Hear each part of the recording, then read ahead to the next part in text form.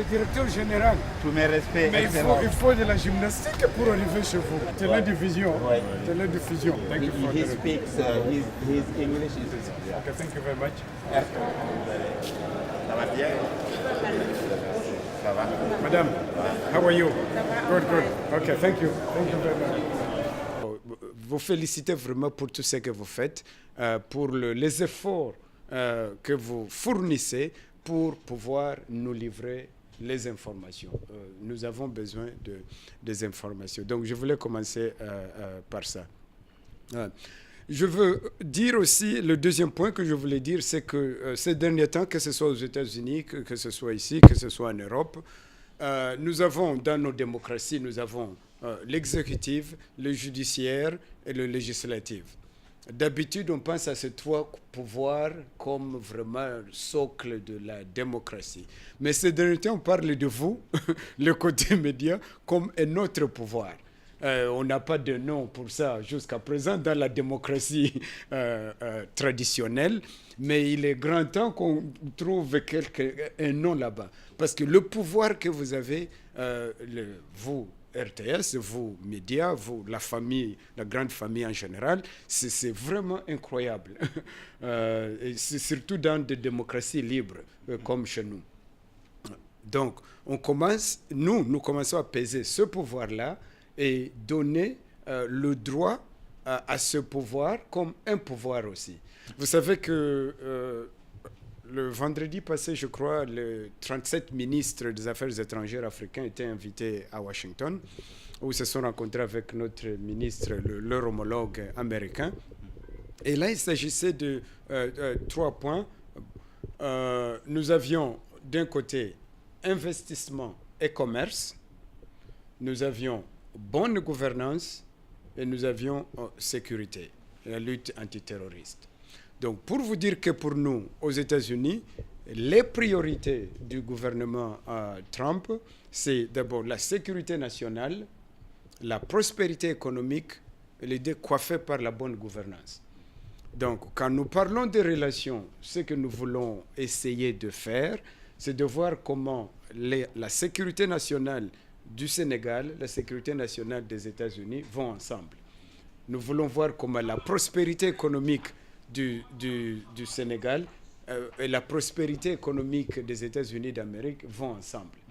Et tout ça coiffé par la bonne gouvernance, la redevabilité. Le peuple doit voir ce que nous, vous, les élus, les fonctionnaires, ce que nous faisons avec l'argent du contribuable.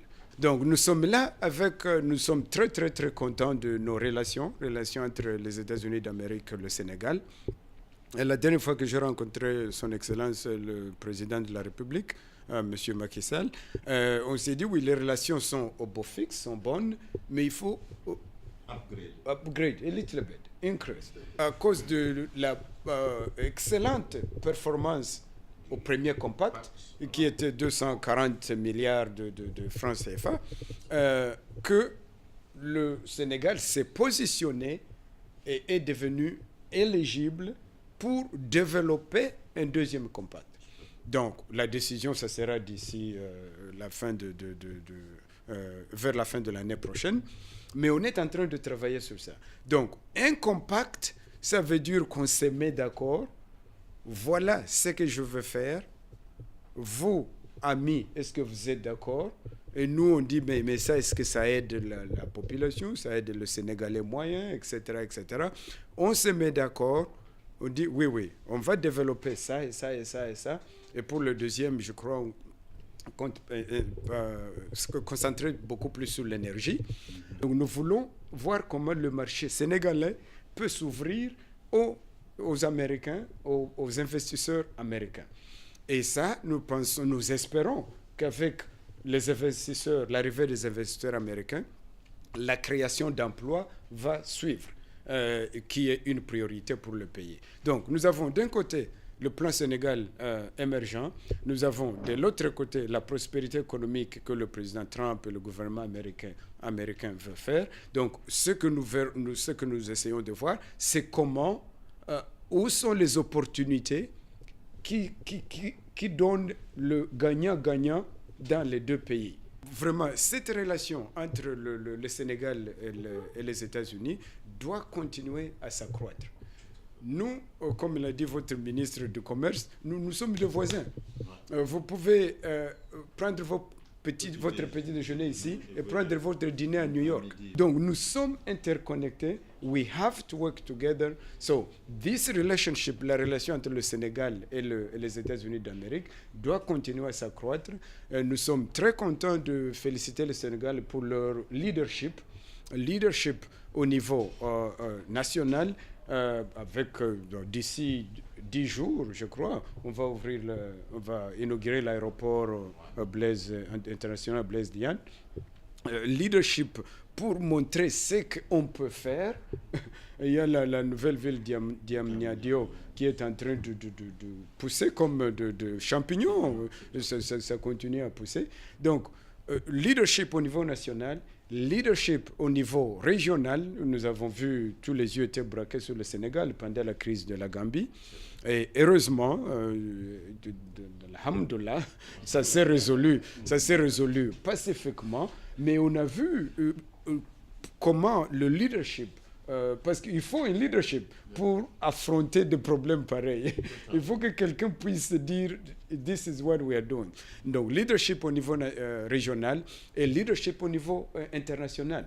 Vous avez vu au mois de septembre, quand son Excellence le Président était à l'ONU, il était un des seuls à parler des réfugiés Rohingyas. Ça, c'est loin d'ici. Donc, le Sénégal se préoccupe de ce qui s'est passé en Birmanie ou au Myanmar. Il a abordé la question de force de maintien de la paix. Comment cette formation est en train de se faire, est-ce qu'il faut revoir le mandat, etc. Parce que vous avez, je ne sais pas combien de milliers de soldats à l'étranger dans des forces de maintien de la paix. Donc, leadership international, il a parlé du problème d'éducation, et pas seulement pour le Sénégal, mais parce qu'un peuple éduqué aide la région aussi, aide tout le monde pour converser, etc.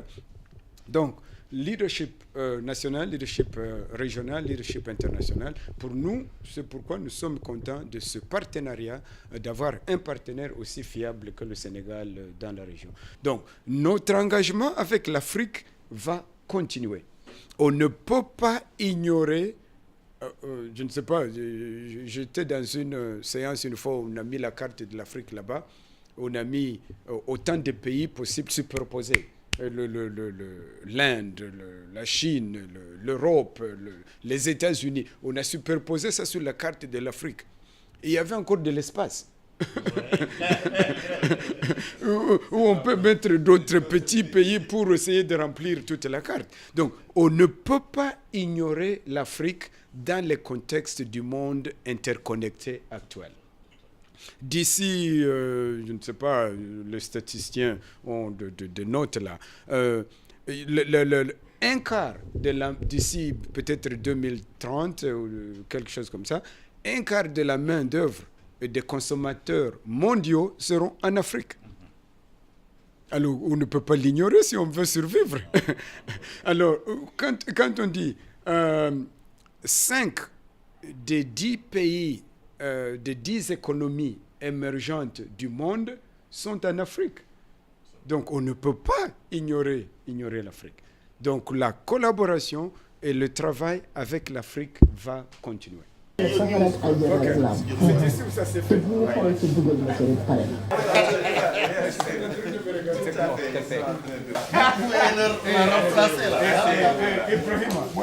Ibrahima. Moi, c'est Ibrahima. Il dit Oumou et Ibrahima. Comment vous dites encore là? Oumou et Ibrahima. Ce sont les deux que je regarde. Tout à fait. Donc ça veut dire que vous nous regardez. Oui. Alors c'est ici où ils font tout ça. C'est ça. Ok. Oui. Ok. Mais il ne faut pas faire beaucoup de bruit. Si on a beaucoup d'argent, on va pas. Très bien. Exactement. Parce qu'avec le syndicat là, oui. Si on continue à discuter, organiser une réunion. Merci. Okay, keep up the good work. Merci beaucoup. Okay. Tu es aussi l'assistant. Tu as vu? Okay. Thank you very much. Okay. Thank